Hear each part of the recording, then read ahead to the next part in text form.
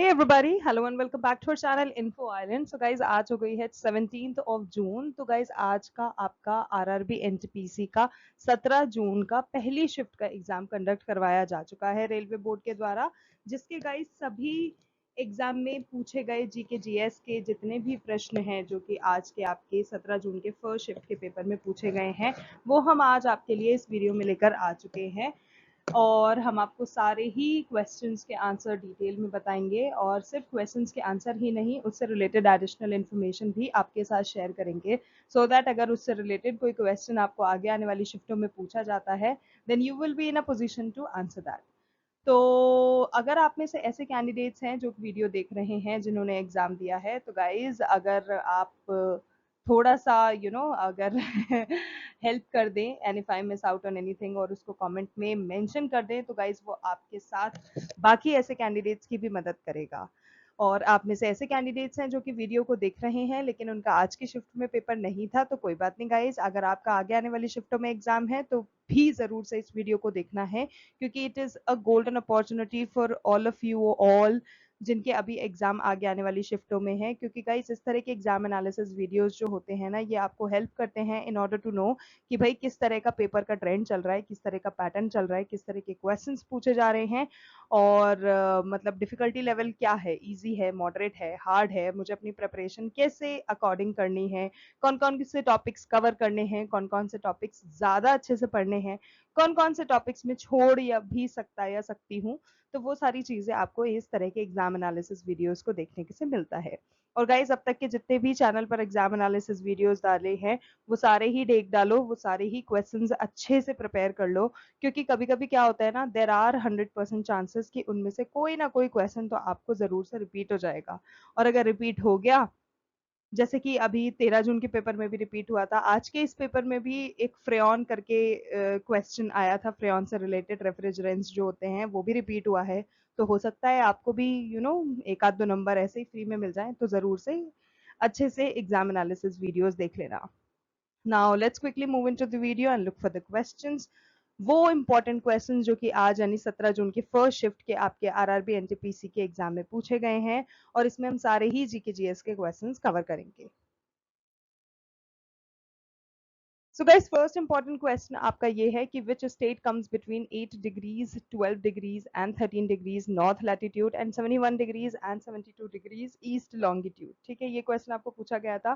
थोड़ा सा कंफ्यूजिंग हो रहा था क्योंकि गाइज अगर हम देखें ना इन लैटिट्यूड और लॉन्गिट्यूड के हिसाब से, तो वो होगा केरल, लेकिन बहुत से बच्चों ने बताया कि भाई ऑप्शन में केरल था ही नहीं।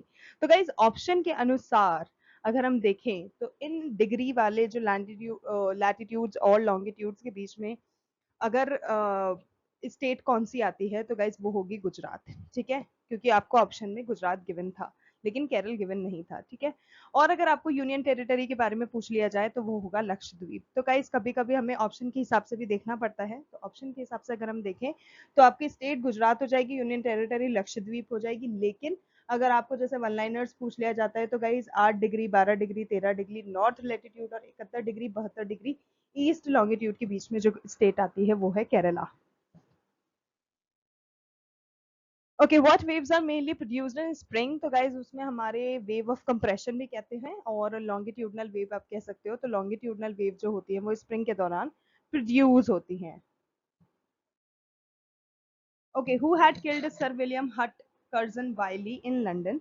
सो गाइज जैसे कि आप जानते ही होंगे, मदन लाल ढींगरा जो हैं उन्होंने असैसिनेट किया था सर विलियम हट कर्जन वाइली को, जो कि एक retired British Indian army officer थे और एक प्रोमिनेंट ऑफिशियल भी थे। ठीक है, जब एक पब्लिक मीटिंग हुआ था लंदन में, तो वहां पर यह असैसिनेशन किया गया था, जहां पर मदन लाल ढींगरा ने, डेट की अगर हम बात करें कि कब किया था, तो गाइज 1 जुलाई 1909। तो ये डेट भी याद रखना क्योंकि हो सकता है आपसे पूछ लिया जाए कि भाई कब किया था।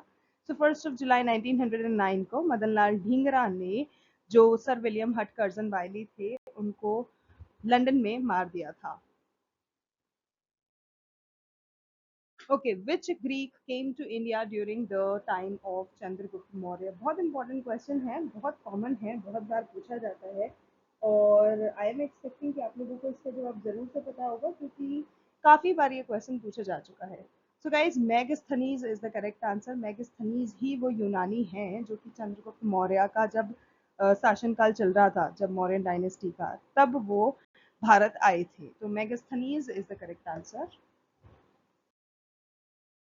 A place called Dholavira from Sindhu Ghati Sabhyata is famous for what? तो guys,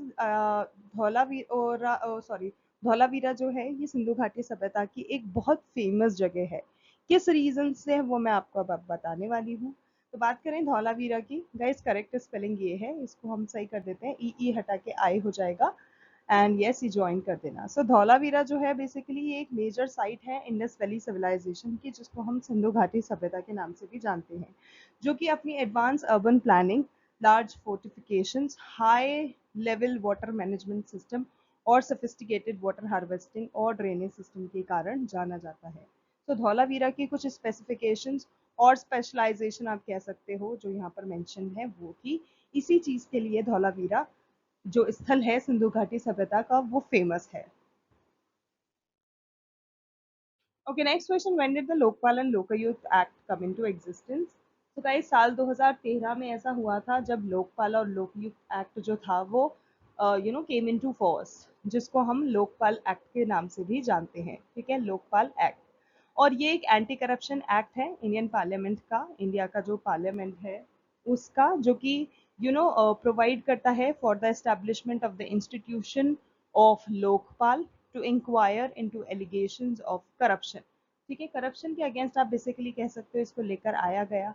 उसमें पब्लिक फंक्शनरीज जो हैं, जैसे कि प्राइम मिनिस्टर हो गया, कैबिनेट मिनिस्टर हो गया, मेंबर ऑफ पार्लियामेंट हो गया, ग्रुप ए ऑफिशियल्स हो गए जो कि सेंट्रल गवर्नमेंट के हैं, एंड उन सबको कनेक्ट करने के लिए, उन सब से रिलेटेड चीज़ों के लिए इसको लेकर आया गया था। सो लोकपाल और Lokayukta act 2013। Okay, next question पूछा गया था that who is the author of the story अंधी मलाई? सो अंधी मलाई जो है इसके अगर हम ऑथर की बात करें तो वो है Mahadevi Verma. So Mahadevi Verma is the correct answer.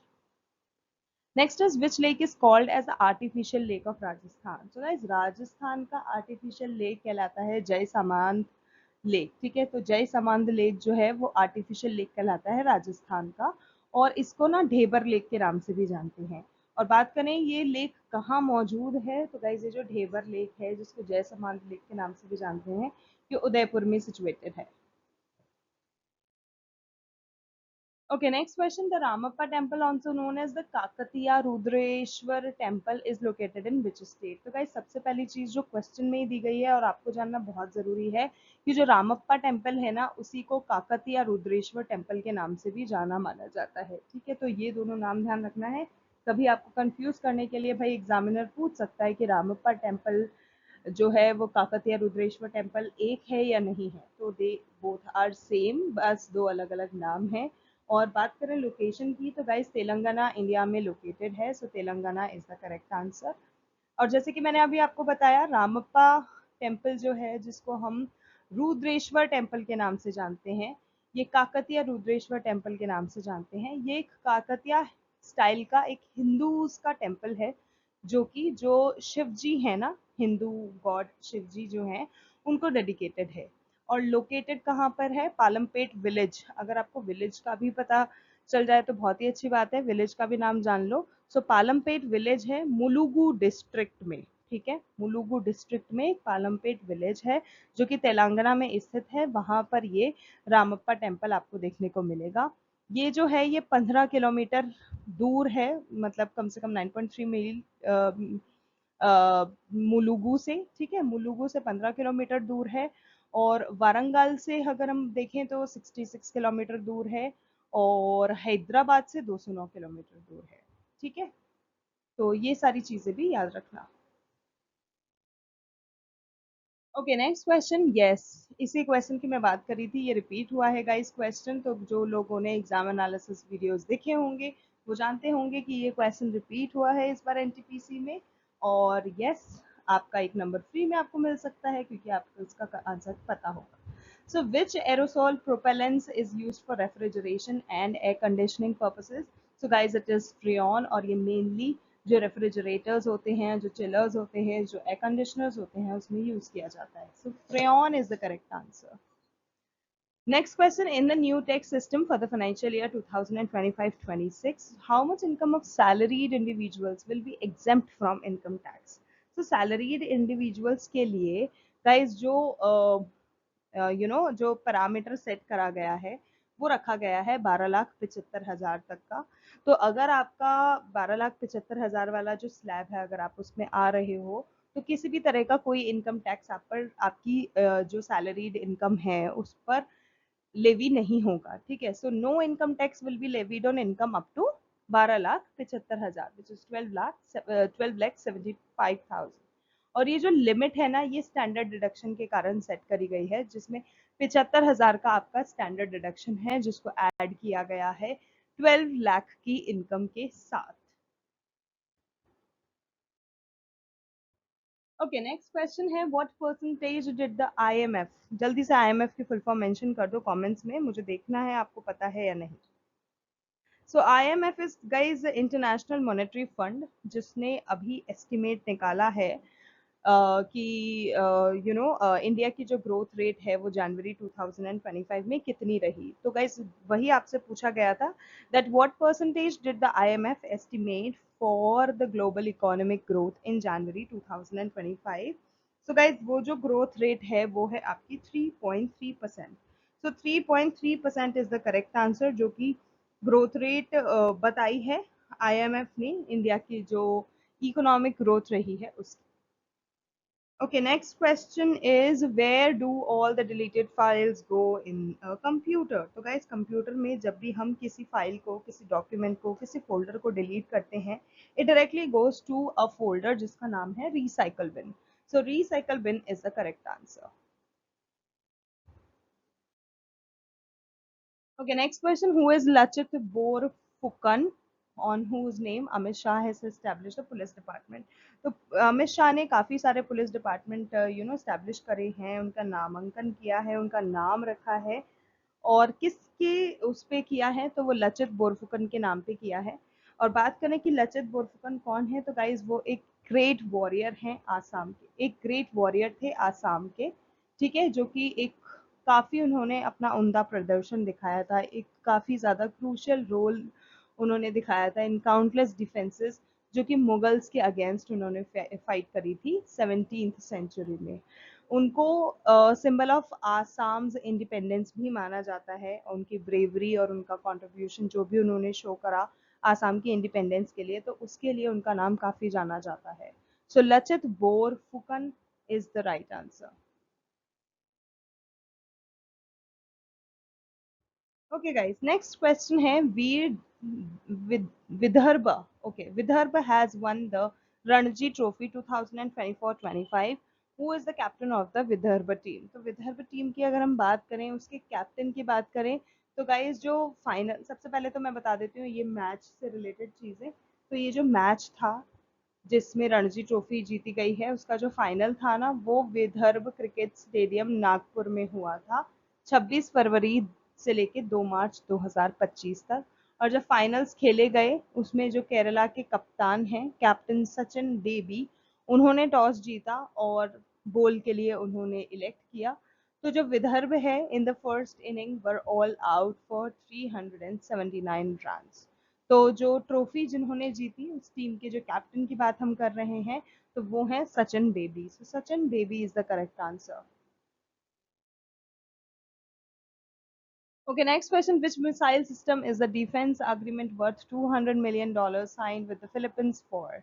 So guys, Philippines के साथ इंडिया ने एक डिफेंस अग्रीमेंट सेट करा है, साइन करा है जिसमें $200 मिलियन की डील सेट करी गई है. किस चीज़ के लिए? जो एक Akash surface to air missile system launch हुआ है उसके लिए. तो आंसर क्या होगा आपका करेक्ट? वो होगा Akash surface to air missile system. ठीक है. इस मिसाइल सिस्टम के लिए ही जो डिफेंस अग्रीमेंट है वो जो इंडिया और फिलीपींस के बीच में हुआ है वर्थ $200 मिलियन वो साइन करा गया है. तो नाम अच्छे से याद कर लो Akash surface to air missile system. ये जो मूव है ये इंडिया का जो ग्रोइंग डिफेंस एक्सपोर्ट है उसको काफ़ी ज़्यादा मदद करेगा. ठीक है. और जो सिस्टम्स एडवांस्ड कैपेबिलिटीज हैं ग्लोबल इंटरेस्ट को बढ़ाने के लिए, उसमें भी काफ़ी ज़्यादा हेल्प करेगा। Okay, next question, how much GDP? GDP की फुल फॉर्म जल्दी से कमेंट करके बता दो, और बता दी है तो मैं बता देती हूँ कि GDP is gross domestic product. तो कितना जीडीपी डिटरमाइन किया गया है वर्ल्ड बैंक के द्वारा इंडिया के लिए, वो आपसे पूछा गया था। सो उसका करेक्ट आंसर होगा 6.3%। जो वर्ल्ड बैंक है उसने अपना फोकस दे दिया है कि इंडिया की जो जीडीपी है वो 6.3% के साथ बढ़ेगी for the fiscal year 2026 as outlined in its latest global economic prospects. ठीक है, और ये जो डिसीजन है वो ग्लोबल ट्रेड बैरियर्स जो कि बढ़े हुए हैं उनको देखते हुए बताया है, जो वीकर एक्सपोर्ट डिमांड्स हो रही हैं उसको देख के बताया है। क्यों वीकर एक्सपोर्ट डिमांड्स क्यों हो रही हैं? वो इसीलिए क्योंकि जो एक्टिविटी है अमंग की ट्रेडिंग पार्टनर्स वो काफ़ी ज़्यादा रिड्यूस हुई है, तो कहीं ना कहीं उसका जो हैम्पर होगा वो आपका जो एक्सपोर्ट में देखने मिलेगा। Okay, when you play slideshow in your computer and want that no other person can see your slides, so for this case, what can be used? So guys, कभी-कभी जब हम presentation दे रहे होते हैं, उसमें हम slideshow option को choose करते हैं while presenting ourselves using Microsoft PowerPoint. तो उसमें जब हम slideshow show करते हैं, we don't want the person sitting next to us, to glue into our screen. तो उसके लिए हम क्या यूज कर सकते हैं? तो उसके लिए हम यूज करते हैं या तो ब्लैंक स्लाइड यूज कर सकते हैं या फिर ब्लैंक स्क्रीन को भी यूज कर सकते हैं। जैसे ही हम इन दोनों चीजों में से किसी एक का भी इस्तेमाल करेंगे, the other person sitting next to us won't be in a position to see in your slides. Okay, what causes winter rainfall in the plains of northern India? Guys, again a repeated question. इस बार NTPC में ये question भी repeat हुआ है, जिसका correct answer होगा western disturbances. अगर आप लोगों ने हमारे एग्जाम एनालिसिस वीडियोस देखे हैं तो आप जरूर से बता पाएंगे कि ये किस पेपर में पूछा गया था, किस तारीख के किस शिफ्ट के पेपर में पूछा गया था। सो western disturbance is the correct answer. Okay, the temple of which city of Sri Lanka did Narendra Modi visit on April 2025? So guys, April 2025 में नरेंद्र मोदी जी जो कि हमारे इंडिया के प्राइम मिनिस्टर हैं, उन्होंने श्रीलंका की एक शहर में एक मंदिर लोकेटेड है वहां का विजिट किया। Now let me just tell you which temple is has he visited. So जो प्राइम मिनिस्टर नरेंद्र मोदी हैं उन्होंने विजिट करा है जय श्री महाबोधि टेम्पल। ठीक है, जो कि सिटी ऑफ अनुराधापुरा के ज़माने से चला आ रहा है। उन्होंने वहाँ पर फिर अपना बुद्धिस्ट श्राइन में अपना अपना प्रेयर ऑफर करा, etcetera etcetera. Okay, the Charter Act of 1793 lasts for how many years? So guys, it lasted for 20 years। और ये जो चार्टर एक्ट है 1793 का, जिसको हम ईस्ट इंडिया कंपनी एक्ट के नाम से भी जानते हैं, इसने एक्सटेंड किया था कंपनी के चार्टर को 20 इयर्स से, जिसमें सारे ही मोनोपोलिस्टिक ट्रेड अथॉरिटीज जो हैं उनको ग्रांट किया गया था।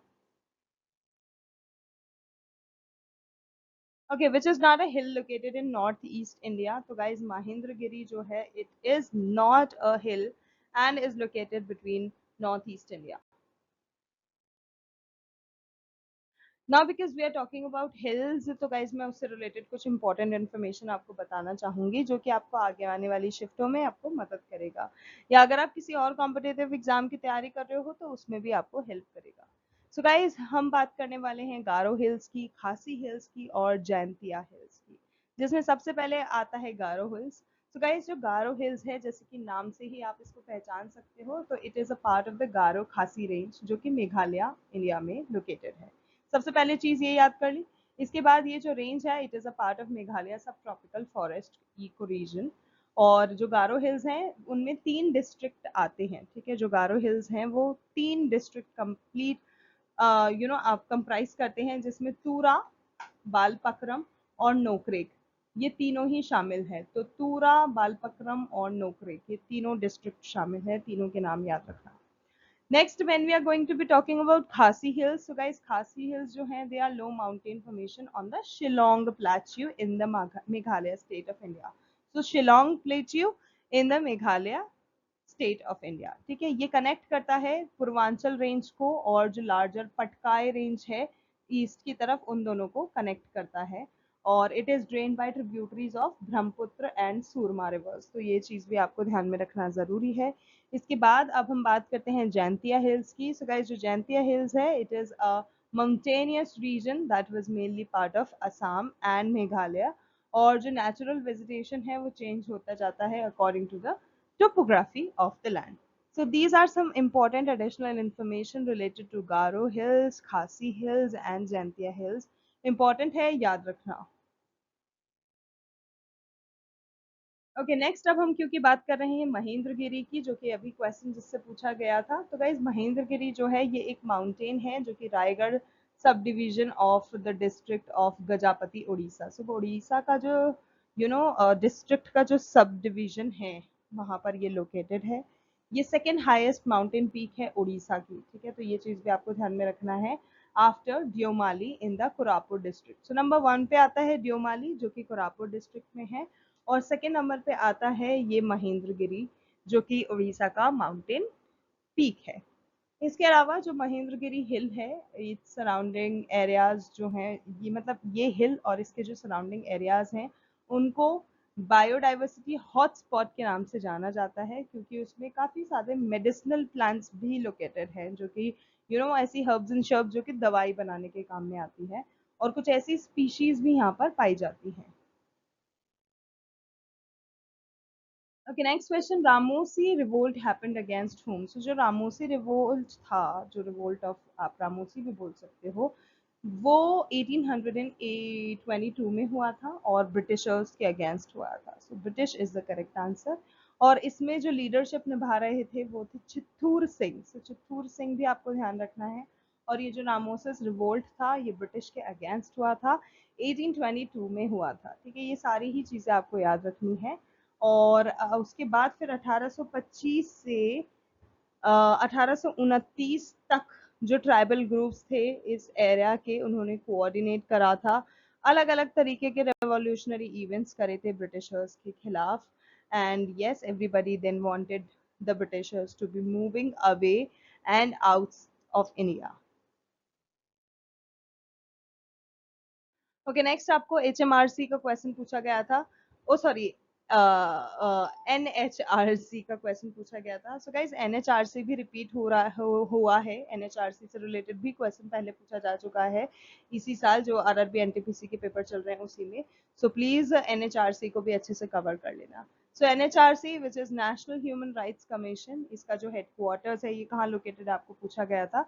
So if we talk about the headquarters जो कि NHRC के located हैं वो है न्यू दिल्ली में। So new Delhi is the correct answer.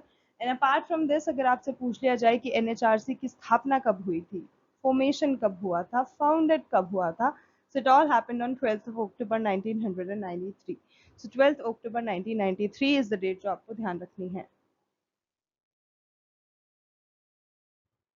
Okay, next question आपको पूछा गया था कि ऐसा कौन सा अनुच्छेद है हमारे इंडियन कॉन्स्टिट्यूशन में, ऐसा कौन सा आर्टिकल है हमारे इंडियन कॉन्स्टिट्यूशन में जो कि protection of interest of minorities से रिलेटेड है। सो गाइस, इसका करेक्ट आंसर होगा आर्टिकल 200 एंड आर्टिकल 29। जो आर्टिकल 29 है हमारे इंडियन कॉन्स्टिट्यूशन का, it basically provides the protection of the interest of minorities by ensuring कि किसी भी एज ग्रुप के जो सिटीजन्स हैं, अगर उनका डिस्टिंक्ट लैंग्वेज है, स्क्रिप्ट है, कल्चर है, they can preserve and promote that unique heritage, they can stay in India. उसके लिए उनको इंडिया से बाहर जाने की जरूरत नहीं है। They can preserve their culture, they can preserve there heritage. Okay, next is how to write B5 in MS Excel. So guys, if you are preparing a document or a file in B5, then you need to know this कि Excel में जो B5 होता है, it basically refers to the cell located in column B and row 5, ठीक है। और ये एक Excel एड्रेस है जिसको हम एक स्पेसिफिक सेल को रेफर करने के लिए बताते हैं कि हाँ भाई, स्प्रेडशीट ऐसे ऐसे ऐसे ऐसे जो बना हुआ है उसमें B5 मतलब कॉलम बी और रो 5 कौन सा है, तो वो स्पेसिफिक सेल होगा उसको आप बता पाओगे कि हाँ भाई दिस इज B5.